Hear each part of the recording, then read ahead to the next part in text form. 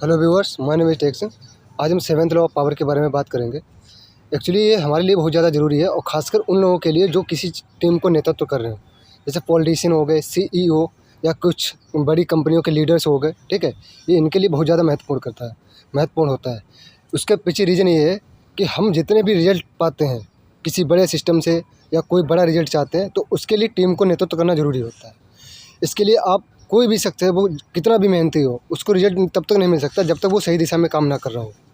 तो उसके लिए ज़रूरी है सही दिशा होना। तो ये जो सेवेंथ लॉ ऑफ पावर ये बोलता है कि अगर हम सही दिशा में काम करते हैं, ठीक है, और सही तरीके से काम करते हैं, तो हम कोई भी रिजल्ट अचीव कर सकते हैं। तो इसमें क्या होता है कि जितने भी लीडर्स होते हैं वो अपने आप को एक ब्रांड की तरह रिप्रेजेंट करते हैं कि ये पर्टिकुलर काम हमने किया है। यानी वो काम तो कोई दूसरा कर रहा होता है, लेकिन क्रेडिट वो खुद लेते हैं। इससे क्या होता है कि उनका प्रभाव सबसे ज़्यादा हो जाता है।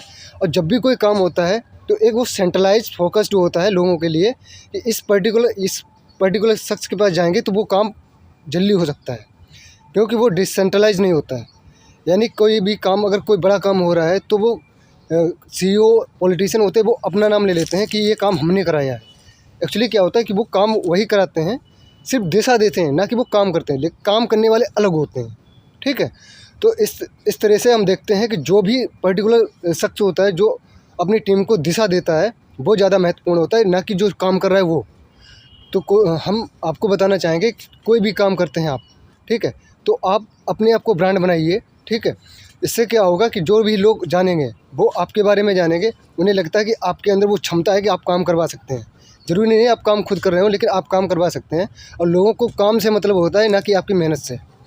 तो आपको जो भी काम अपनी टीम में है, तो आप उन लोगों से काम कराइए। ठीक है, जो टैलेंटेड लोग हैं उनको आप काम दीजिए ताकि वो काम करें और सही दिशा में काम करें, और उसका क्रेडिट खुद लीजिए ताकि उनको और ज़्यादा काम मिल पाए। और साथ में उनकी जो भी स्किल्स हैं या टैलेंट है वो ज़्यादा एक्सप्लोर हो पाए, ताकि इससे क्या होगा कि जो भी हमारे पास टैलेंट और स्किल होगी वो सही डायरेक्शन में और सही तरीके से यूज भी हो पाएगी, और साथ में हमें उसका अच्छा भी रिजल्ट भी मिलेगा। तो सेवेंथ लॉ ऑफ पावर हमें ये बताता है कि आप काम दूसरे से करवाइए और क्रेडिट खुद लीजिए। इसका मतलब ये कोई गलत चीज़ नहीं है कि आप क्रेडिट ले रहे हैं। इसका मतलब ये है कि आप दिशा दे रहे हैं जो स्किल और टैलेंट जो लोगों के पास है उसको सही डायरेक्शन में लगाने के लिए। इससे क्या होगा, उनका टैलेंट भी अच्छे तरीके से यूज होगा, और साथ में ही उसकी रेपुटेशन भी मिलेगी, और काम भी अच्छे तरीके से हो गए, और अपॉर्चुनिटी भी मिलेंगी भविष्य में काम और करने के लिए। थैंक यू, और मिलते हैं आपको एट्थ लॉ ऑफ पावर में। आपको बताएंगे कि और कौन कौन से महत्वपूर्ण हमारे लिए लॉ हैं। Thank you.